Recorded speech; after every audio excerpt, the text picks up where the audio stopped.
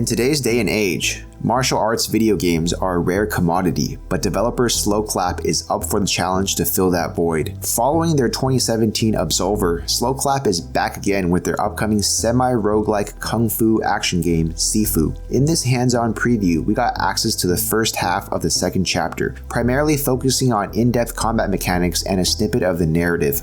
Perhaps the most remarkable element of this game is how it utilizes roguelike elements without actually being a roguelike. You are your own Sifu, which means mentor or teacher in Chinese, because you revive to an older version of yourself every time you die. As you age, you receive more damage and have less health. The game is about learning from the mistakes you made when you were younger and whether or not you can achieve your goals without wasting your entire life in the process. Literally. The story of Sifu revolves around a kung fu student who embarks on a mission of vengeance to pursue the assassins who murdered his family. Combat is slick, satisfying, and pays awesome homage to old-school martial arts films starring Bruce Lee or Jackie Chan. You are often pitted against mobs of enemies and have to rely on parrying, blocking, dodging, and chaining combos together to be the last one standing. Pairing low-level grunts allows you to execute them instantly. A posture meter is utilized, much like in Sekiro, that exists on every enemy including yourself.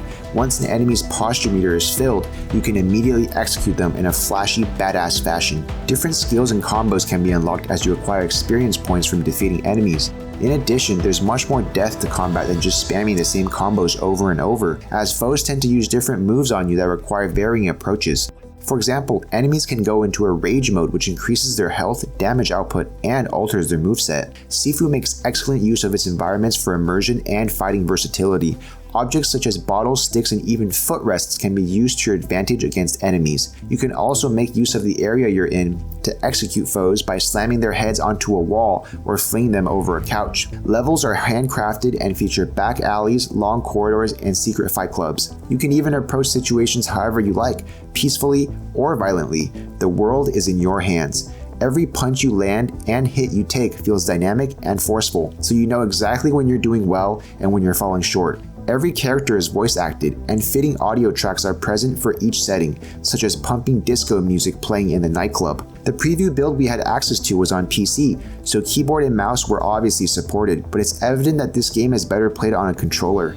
Button inputs were mismatched and it didn't work. I had to press E to pick up an object when R would have been more sensible and correct. I also got stuck in the training ground section as it told me to hold the spacebar to finish training, but all it did was allow my character to block as the two inputs were bound to the same key. There were also some frame drops when playing, but these are minor issues, especially in an early access build. Even though this was a miniature slice of what the full game has to offer, I can already tell that Sifu is shaping up to become an action-packed cinematic martial arts experience. The narrative is enthralling and the combat is addictive, and I can't wait to see the protagonist bring justice to those that did him wrong with punches from the left and kicks from the right. Sifu is coming to PlayStation 4, PlayStation 5, and PC via the Epic Games Store on February 8th, 2022. Thanks for watching. Please read the full preview at noisypixel.net. Noisy Pixel is run by a group of gamers who work hard to deliver news, reviews, previews, and more. Please subscribe to keep up with all our future content.